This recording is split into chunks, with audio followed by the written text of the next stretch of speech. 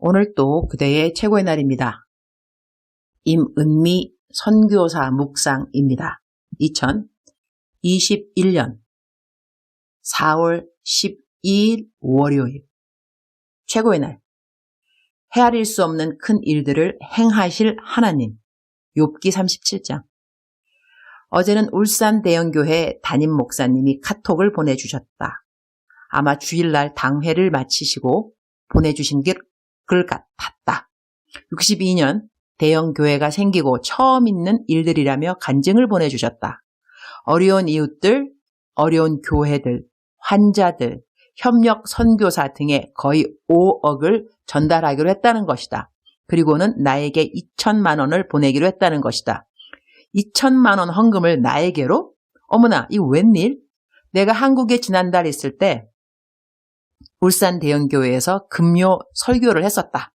그때 코로나이기에 더욱 더 재정적으로도 이웃을 돌아보는 것을 복음의 기회로 삼았으면 좋겠다고 말씀을 전했다. 그리고 그 교회 설교를 마치고 내가 너무 헌금을 강요한 것 같아서리 그 교회에 해외에서 돌아온 선교사들을 후원하는 지정 헌금 항목이 있어서리 그곳에 사용해달라고 1천만 원 헌금을 하고 왔다. 그 교회에서 깜짝 놀란 것 같았다. 선교사가 보통 설교하고 가면 선교 헌금을 가능한 많이 걷어가는데 나는 1천만 원 헌금을 하고 왔으니 말이다. 그런데 한 달이 지난 지금 나에게 2천만 원 선교 헌금을 보내기로 당회에서 결정했다고 하니 우와! 울산 대형교회 당회장 조은 목사님과 당회 모든 장로님들 그리고 헌금하신 모든 성도님들께 감사를 드리고 축복합니다. 욥기 37장 5절. 하나님은 놀라운 음성을 내시며 우리가 헤아릴 수 없는 큰 일을 행하시느니라. God's voice thunders in marvelous ways. He does great things beyond our understanding. 오늘 이 말씀에 놀라운 음성이라는 말과 헤아릴 수 없는 큰 일을 행하시느니라 라는 말씀이 마음에 와닿는다. 음성이라는 것은 들려오는 목소리라고 이해하고 싶다. 하나님의 음성을 우리는 어떻게 듣는가? 꼭 육성으로 듣지 않아도 우리는 마음에 들려오는 하나님의 음성을 듣는다고 나는 믿는다. 마음에 들려오는 음성뿐 아니라 자연을 보면서도 그 오묘함과 신비함에 우리는 하나님의 살아계신 숨결을 듣지 않는가 한다. 어제 나는 10마리 소 헌금을 받았다. 60마리 소를 사려고 했던 계획에서 지금 소는 150마리가 되었다. 땅값으로 6천만 원이 들어왔다. 나는 매일 내게 들어오는 후원금 내시는 분들 이름을 직접 손으로 공책에 쓴다. 공책에 쓰면서 그분들이 보낸 기도 제목으로 기도를 한다. 그러면서 당연 매일 들어오는 헌금의 합계를 공책에 적는다. 이 합계는 매월 초 내 개인 웹페이지에 올라가고 헌금을 쓴 내역 역시 올라간다. 어제까지 한국에서만 들어온 헌금은 2억 4천만 원이 넘었다. 해외에서 들어오는 헌금은 월말에 합계를 내기 때문에 지금은 잘 모른다. 그런데 해외에서 들어오는 헌금은 그렇게 많지는 않다. 요즘 매달 2억가량의 헌금이 들어오는데 어제는 4월의 10일, 한 달에 3분의 1이 지났는데 헌금은 벌써 2억을 넘었다. 한국에서 매달 나를 후원하는 교회는 딱 2군데이다. 울산 대형교회 그리고 순복음 은빛교회 이렇게 2군데이다. 그리고 나머지 후원자는 모두 다 교파를 초월한 개인 후원자들이다. 선교사 한 개인이 한 달에 2억의 헌금을 받는다는 것은 정말 놀라운 일이라고 나는 생각한다. 요즘 헌금이 많아진 이유는 자급자족을 위한 프로젝트로 소를 산다는 말을 묵상에 올렸기 때문이다. 소들 키우는 땅이 좁아서 땅을 사야 한다고 했더니 땅 사라고 헌금들을 또한 보내주셨다. 그래서 땅도 4,000평이 넘는 땅을 6천만 원에 살 수 있는 재정이 어제 다 채워졌다. 자급자족을 생각한 이유는 코로나로 인하여 재정적인 어려움을 예상해서 앞으로 선교지에서 어떻게 자급자족을 할 것인가에 대하여 나름 하나님으로부터 들은 음성이 있었기 때문이다. 하나님이 육성으로 유니스야 소를 사라 이렇게 하셨겠남요. 그러나 마음에 드는 생각으로 소를 사야 할 것 같아서 묵상에 올렸고 주님은 계속해서 소를 사라고 하셔서 나는 계속 묵상에 소 이야기를 했고 많은 분들이 소 이름까지 지어서 소 헌금을 하기 시작해서 어제로서 150마리의 소 이름이 생겼다. 소는 새끼를 벤 소를 산다. 그래야 소를 사고 난 뒤 2주 정도가 지나면 송아지를 낳는다. 지금 송아지만 20마리를 낳았다. 소젖을 짜서 팔고 있다. 오는 6월 정도 되면 한 달에 적어도 1천만 원 수익이 생긴다. 근데 그것은 60마리를 생각했을 때이니 150마리로부터 우유를 생산하게 되면 한 달에 적어도 2천만 원씩 수익을 보게 된다는 것이다. 벌써 이 일을 하기 위해 고용한 현지인들이 몇 명이겠는가? 그리고 앞으로 더 고용할 일꾼들이 몇 명이겠는가? 송아지는 키우려면 시간이 너무 걸리니 현지인들에게 한 마리씩 키우라고 주게 되면 이들 역시 자급자족의 방편이 된다. 그리고 우리는 곧 염소들과 닭들을 사게 된다.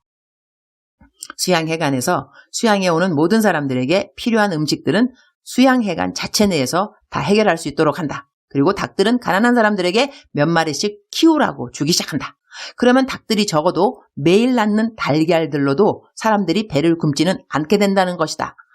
남편이 어제 가정예배를 들으면서 한 말이 있다. 1994년 2월 처음 케냐에 도착해서 얼마 안 되었을 때 주님이 남편에게 You are going to be the man of lands and animals.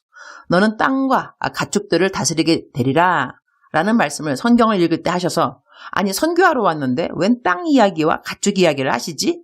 의아해 했는데 요즘 이렇게 소가 많이 생기고 또다시 닭들도 염소도 키우게 되니 아 주님이 그때 하신 말씀이 바로 이때를 향한 말씀이구나 그런 생각을 하게 된다고 한다. 나로서는 주님이 하신 말씀이 약 7년 전부터 너는 사람들을 준비시켜라 하였고 시간 지난 다음 주신 말씀은 사람들을 준비시키려면 너가 준비가 되어야 된다 하였고 또 시간이 지난 다음에는 너가 준비되었으니 이제 너는 사람들을 준비시켜야 한다 였다. 어제 소가 150마리가 되고 또 전혀 생각지 않았던 2천만 원의 헌금에 대한 소식을 듣고 기도를 드렸다. 나는 특별한 주님의 음성을 듣고자 할 때는 항상 공책을 꺼내고 그리고 공책에 직접 손글씨로 적는다. 그 공책의 숫자도 이제는 한두 권이 아니다. 어제 주신 말씀은 유니스야 너무 놀라지 말아라. 이것이 시작이란다. 너는 왜 내가 많은 사람들을 동원해서 너를 위해 기도를 하게 했는지 그 이유를 알게 될 거야. 너는 이제 너가 이전에 상상도 하지 못했던 일들을 하게 될 거야. 나는 너를 그동안 준비시켰고 너는 그 시간들을 잘 통과했단다. 이것이 시작이라는 것을 명심하렴. 이 외에도 주님 하신 말씀은 많이 있지만 딱히 남들과 묵상에 공유할 이유는 없을 것 같아서 여기서 마친다. 오늘 묵상 말씀. 하나님은 놀라운 음성을 내시며 우리가 헤아릴 수 없는 큰 일을 행하시느니라. 이 말씀에 나는 큰 소리로 아멘, 아멘을 외친다. 주님 오늘 또 최고의 날입니다. 무엇을 위한 준비로 주님은 저를 부르셨을까요? 나를 주님은 어떻게 준비시키셨을까요? 그리고 나는 이제 무엇을 위한 준비를 사람들에게 해야 할까요? 나는 왜 선교지에서 자급자족의 프로젝트를 시작했으며 왜 하나님은 모든 것을 갑자기 이렇게 일사천리로 그리고 넘치게 준비해 주시는 것일까요? 하나님의 음성을 늘 민감하게 잘 듣고 순종하게 하여 주옵소서. 그리고 하나님의 헤아릴 수 없는 큰 일들에 대한 기대감을 마음껏 갖게 하여 주옵소서. 그리고 저를 위하여 끊임없는 간절한 기도와 힘에 겨운 물질의 헌금들로 동역하는 모든 분들을 기억하여 주시기를 기도합니다. 주님 사랑합니다. 주님 감사합니다. 오늘 또 우리 주님 저를 보시면서 하루 종일 기쁘시면 참 좋겠습니다. 사랑하는 그대여, 사랑하는 그대여, 출석 부르고 있습니다. 대답하고 계시죠? 사랑하는 그대여. 하나님께서 우리 모두에게, 모두에게 한 사람뿐만이 아니고요. 모두에게 하나님은 special plan. God has a special plan for everyone. Wonderful plan. 아주 특별한 계획을 모든 사람을 향하여서 갖고 있으십니다. 하나님이 그대에게도 wonderful plan, 아름다운 plan, 정말로 하나님께서 생각하실 때 완전한 plan, 그러한 계획을 가지고 오늘 또 그대를 인도하고 계신다는 것을 그대는 믿어야만 합니다. 믿어야만 합니다. 다시 한번 반복하겠습니다.